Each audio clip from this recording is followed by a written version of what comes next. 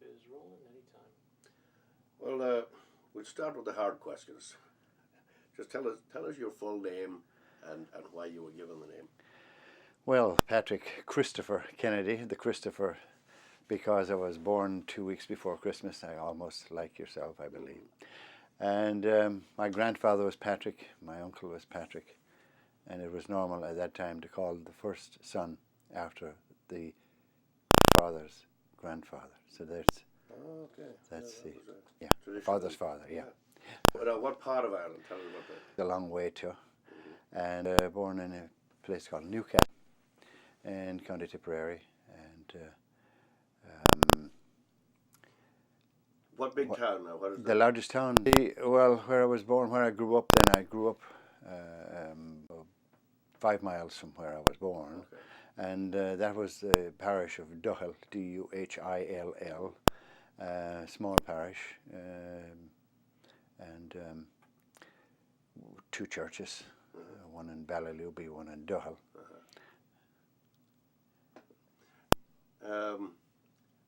Were you born in the hospital? Yes, I was. You were? Yes, I was. Yes. There's a lot of people who ask that question. Yes, the midwives were there at that time. Yeah. No, I was born in hospital, in Cloheen Hospital, which is a small. It's still there. It's still in running. I think it's 14 beds total, and it's still in operation. And you were born 2 weeks before Christmas. 2 weeks exactly before Christmas. Yes. Does this have a big effect? Because this is a question I get asked, all the time. Is this a big effect on the presents that you got? Did they get your birthday presents and your Christmas presents? Well, one thing, yes, a little bit. One thing I always remember, I had one sister who was older than the rest, and she always made Christmas cakes. And my mother insisted on cutting a Christmas cake for my birthday, which my sister, to this day, hasn't forgiven me for doing. But it always happened. So I got Christmas cake on everybody else.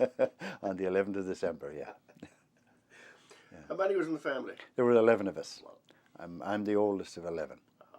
There was Willie, who was next, Mary, Jerry, then Vincent, who passed away a couple of years ago, and Martin, Noel, Andrew, they were the boys, Mary, Bernadette, Annette were the girls.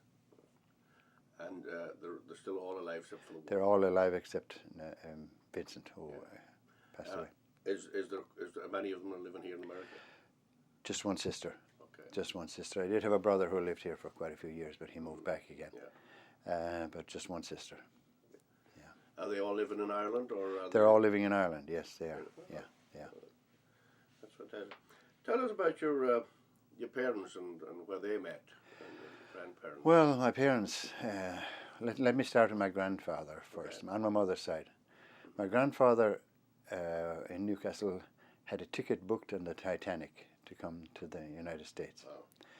And he had to sell a horse to pay for the ticket. The deal fell through on the horse.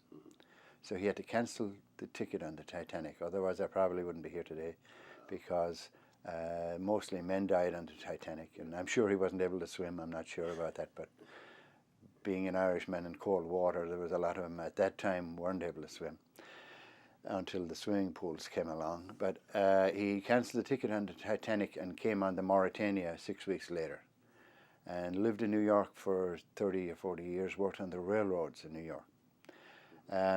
Met my grandmother in New York, got married there, and had 4 daughters. My grandmother died in childbirth with the last sister, my last aunt. And my grandfather then moved from Brooklyn, New York, where he lived, down to Morristown, New Jersey, and then decided in New Jersey that he would move back to Ireland. He couldn't raise the 4 girls on his own. He would move back, so he built a house back in Ireland. Moved back and built the house, and that's the house I now own in Ireland. Yeah.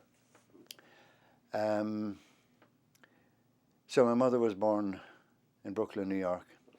My father was born in County Tipperary. His people originally came from Wexford. So whether there's any connection to the other Kennedys, supposedly there is, but we've never followed through on it. From New Ross? From New Ross, yeah.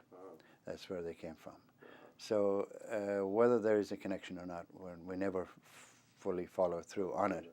but I can tell you right now, a lot of my relatives looked exactly like.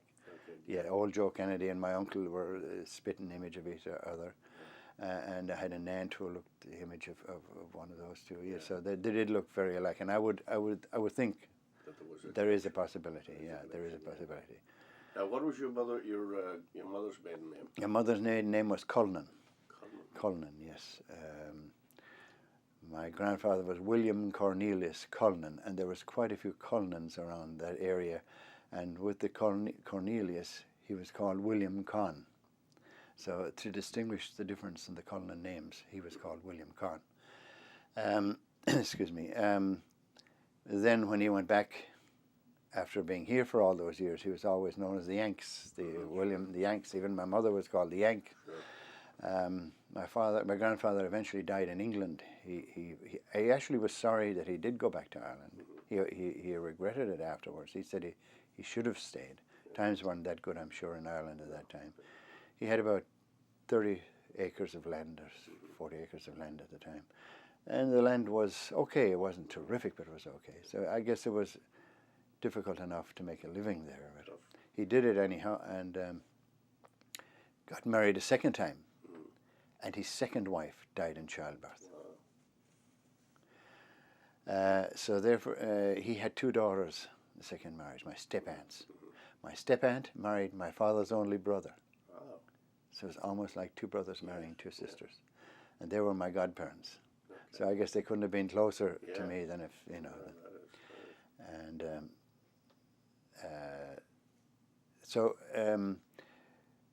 my mother then, of course, met my father in Ireland, where I'm not sure, but married and settled down. And did she work outside the home? No, she did not. No. My father was a builder. My father was a building contractor, built houses for county councils, Waterford County Council and Tipperary County Council most of the time. So my mother didn't work outside of the home, but big family, she couldn't. She had enough work to do. She had enough work to do. There was, I don't think the door was ever locked in our house. There was always somebody coming and going. There was always a smell of fresh bread around, which to this day has spoiled us all, because I can't take bread that's over 2 days old. We were so used to it when we were kids, having fresh bread all the time. Big appetites. The first to the table was always the best fed, they said. So, so that was, so there was no delays getting to the table. If you did, you could be out of luck. Trying to remember, I think it was something like 16 loaves of bread a week that was used, and 14 pounds of sugar, and like, I think it was 12 or 14 pounds of butter. It was a huge amount. It was almost like a catering service. Yeah. Well, you were close, like you came, age-wise? Yes, we were, of course, with that size family. Yes, we were. There's like a year and a month, a year between all of us. If you were standing, now you said where you were brought up, if you were standing, let's say, and just think about it, in the front door of the house, looking out, what would you be looking at? What would you see? Looking out, a green field. Yeah. There's a green field farm in front of my father's house. Yeah. If I looked the other way, I could never be sure, because my father, being a builder, was constantly changing the house. Our house was changed 17 times. Oh, so there was times I would go back from here and walk smack into a wall that used to have a door earlier on. So it was constantly, and it's a disease we've all got, every one of us. Even today, I still got it myself. I'm still changing the house around at all times. That's a good thing, you don't get bored. And that's true, yeah, that's true. What were the, like on a daily, the things you did on a daily basis as a kid, growing up, a young fellow there? As a kid, of course, going to school, going to national school. The local school was called Gormanstown School. A one-room schoolhouse, 2 teachers, 30 pupils. There was 2 others in my class, in my grade. 2 people, that's all. A boy and a girl. So there was just 3 of us in one grade. Graduated from there, did the primary school cert. I went out to technical school for a while and graduated from that, and then started into the working life. You at school, you learned Gaelic. Yes. Was it also spoken in the home? Yes, my father could speak Gaelic pretty fluently, and when he met his old cronies, they would speak Gaelic outside. There was a local church called Ballybacon Church. They would meet outside, and it was just Gaelic. They all spoke Gaelic outside the church. So I grew up possibly not speaking it that well, but understanding it more. And later on, when I met my wife, she was a Gaelic speaker, fluent Gaelic speaker. So we kind of kept it up all the time. Yeah. Well, you're pretty fluent. Yes, I can understand it possibly better than speak it, but yes, yeah.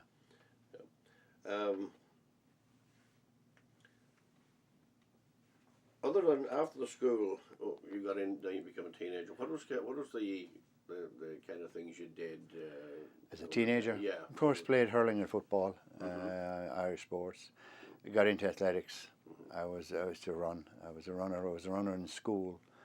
Even though we were one of the smallest schools, we still won the what's called the INTO Cup at one time, and continued running in my teens. Ran cross country and all that.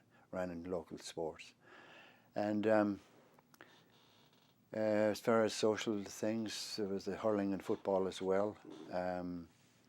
Played rugby of all things, because locally there was folks, a farm, who were very good friends with the Irish rugby team. So great old names in rugby, Irish rugby teams, Tom Clifford, Kyle, O'Reilly, who's one of the wealthiest men of the world right now. I kicked him in the shin at one time. So they used to come along for 2 weeks out of every year, and they used to use us as target practice. We were teenagers, and we were all black and blue by the time they quit. There was no mercy. They just.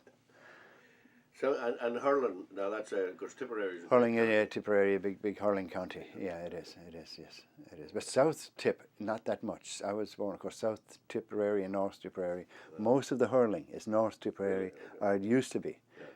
The 15 members of the team, probably 11 would be from North Tipperary, and just a couple from the south. But football was also pretty prevalent in South Tipperary. What about out from the sports, like let's say drama or dancing, music, that type of thing? Drama, I got involved in a local drama society at one time. Yeah, and did a couple of plays. I got killed in 2 of them. So they got rid of me early in the play. Autumn Fire was one. I'm trying to think of some of the names. I can't remember them all. But there was just a few. I didn't get too involved, but I was involved in it for a while. Dancing, of course, we learned there was in Newcastle was a Gaelic area. It is still to a certain extent, and every summer pupils from the local technical schools, vocational schools, would come there for a month. There was a competition who could speak and write and read Gaelic the best. They would come there for a month and spend a month in Newcastle, and every night there was a ceili every night, and it was if you went there, you could not sit down. You weren't allowed to sit down. You had to dance. So you learned either that or not go there. Yeah. So it was we learned ceili dancing there, and then went to some of the what's called the modern dances later. You know, the where they had the quick step in the waltz and the foxtrots and the dance halls. Yeah, and the ballrooms of romance. Right. Yeah. Did and just talking about that, drinking. Yes. Never drank. Yeah, I know you know, Never even. I don't know what beer tastes like. It started out really. My brother and I, my brother that's next to me, Willie, and I, found out that the local Pioneer Total Abstinence Association, which was formed by Father Matthew to combat alcoholism in Ireland at one time, found out that there was 250 members in the local chapter. There was 250 members. Wow. 225 girls and 25 men. And we decided it was a great place to meet girls. So that was the reason we joined the Pioneers at that time. That was the original reason. Both of us still do not drink. And never drank. Never drank. Never drank. Never touched alcohol. Never touched it, never had any inclination. Yeah. Never did it when I was a kid. And just, not that I have anything against alcohol. I don't. I've got it in my home. I have absolutely nothing against it. Just I didn't do it. I probably never will. Yeah. It's not as big in Ireland today, the Pioneers. Oh, not at all. No, it has fallen away quite a bit. Yeah. But you still belong to the Pioneers. I still belong to there's a local group in New Haven. Yes, there's about 100 members in New Haven, the St. Mary's branch of the Pioneer Total Abstinence Association. When you were growing up in Ireland, in your area, how important was the church? Very important, very, very important. Yes, it was. Life circled around it to a certain extent. Great respect for the priests. There were anything major. A lot of times the priest, either the priest or the local school teacher was consulted on it before a lot of decisions were made. And some of the priests, were standoffish at the time, and some of them were really nice. There was one who used to play cards, a game called 25, in a local shop, and a priest used to come along there on Saturday nights and play cards with us, and sometimes provoke some of the older guys into swearing, just to hear them swear. So it was the centre of the community? Yes, it was. Yes, it was, to a great extent. And in where I live, I have to say, it's still fairly central. Yes, it is. Yes, it is. I'm just going to back up a little bit here. We talked about your birthday being close to Christmas. How was Christmas celebrated in your area and in the house? Lots of excitement, of course, Christmas, yeah. The decorations went up, usually on my birthday, which was the 2 weeks before. Streamers and not a Christmas tree. I don't remember a Christmas tree as such. Nowadays, everybody's got Christmas trees. And nowadays, everybody's got Christmas lights. They're all over the place. But at that time, no, there wasn't. And Christmas was lots of excitement. The big thing was going to Mass on Christmas morning and then getting at the toys. We were allowed one or two before we went, and then the rest when we got back. Big disappointment when we found out that Santa Claus had disappeared later on. But he really was. Yes, I remember one Christmas morning, one of my younger brothers got a squeaky toy, almost like what the dogs get, where you squeeze and makes a noise. Father took it off him on the way into church and put it in his pocket. And all during Mass, he was giving my father the elbow, and he could hear the toy squeak in my father's pocket. He was getting madder by the minute.